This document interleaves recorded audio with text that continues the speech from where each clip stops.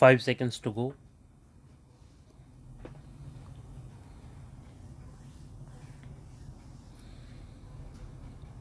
Start.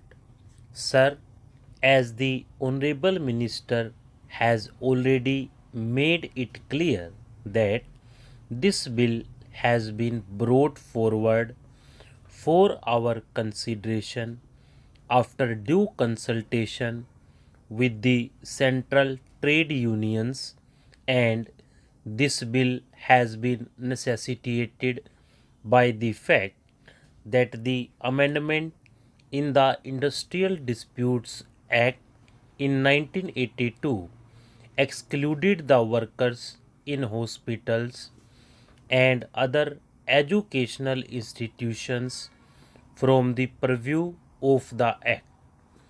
This means that a hospital or an educational institution cannot be called an industry, and if it cannot be called an industry, all those who are working in those institutions cannot get the benefit from the Industrial Disputes Act of any kind. So, naturally, something has to be done for all those employees of such institutions for the redressal of their grievances. It is exactly for this that this bill has been brought before us for our consideration. As regards this bill, there is a provision for setting up of a grievances redressal authority and appellate authority in all establishments for the redressal of industrial disputes. As regards the collective grievances, management councils are proposed to be there. Naturally, this has to be done by the employers or by those who actually are managing those institutions. If the government is the proprietor, then the government has to do it. If it is a private hospital or a private educational institution, whoever is the employer has to do it, and doing it has been made statutory. By this bill, it will be the bounden duty to evolve such machinery for redressal of the grievances of the employees and other employees therein. So, since this bill has been brought forth in consultation with the concerned central trade unions, there is not much to oppose the content of this bill. We can, of course, earnestly hope that, as contemplated in the bill itself, very soon these appellate authority or grievance redressal authority or management council will be established in all such institutions, so that all those who are working therein may be able to get their genuine grievances redressed. As a matter of fact, last year our CGHS doctors went on strike in Delhi. Similarly, the PCMS doctors in Punjab also went on agitation. Somehow, these doctors, whether it is this state or that state, have been agitating and going on strike. Why do they go on strike? As a matter of fact, they do not enjoy the right to strike, just as university teachers, about whom I made a special mention today only. Again, they are going to agitate. Why do they go on strike?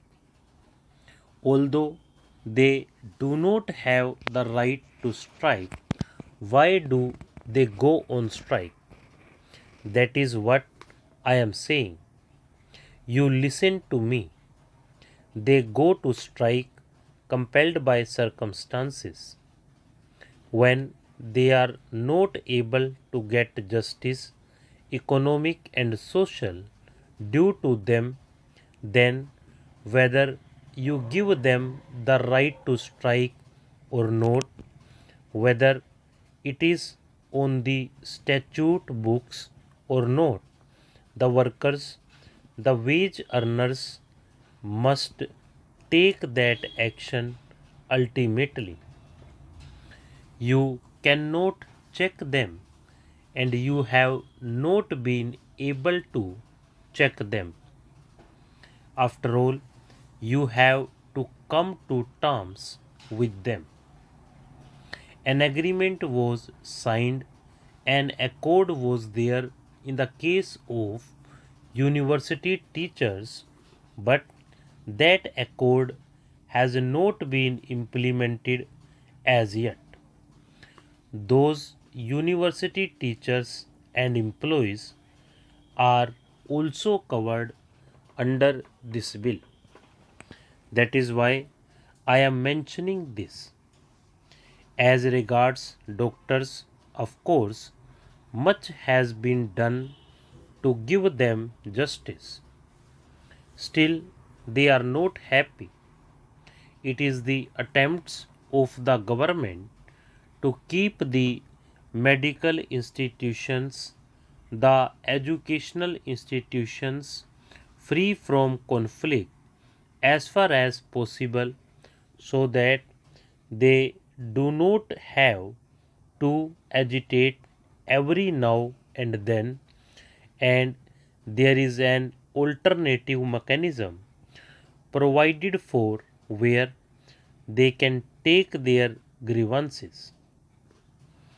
As regards individual grievances, of course, you go on strike for collective grievances, not for individual grievances.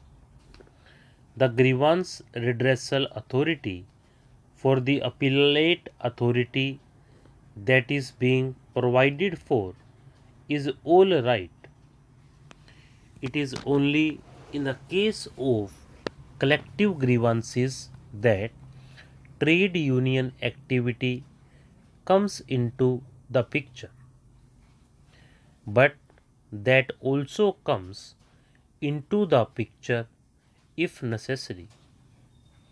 Otherwise, if the collective grievances can also be met through negotiations, through arbitration, and in other ways, then the question of direct action may not arise at all. So, at least so far as individual grievances are concerned, this will go a long way in settling them and keeping the working force happy.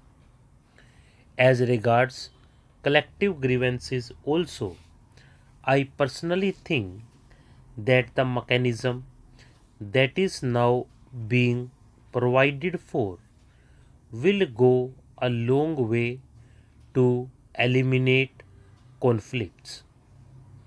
What I mean to say is that so far as hospitals are concerned or educational institutions are concerned, I would request the government to make all possible efforts to extend the justice due to them. They must have justice if they can get it, like other personnel in services. Stop.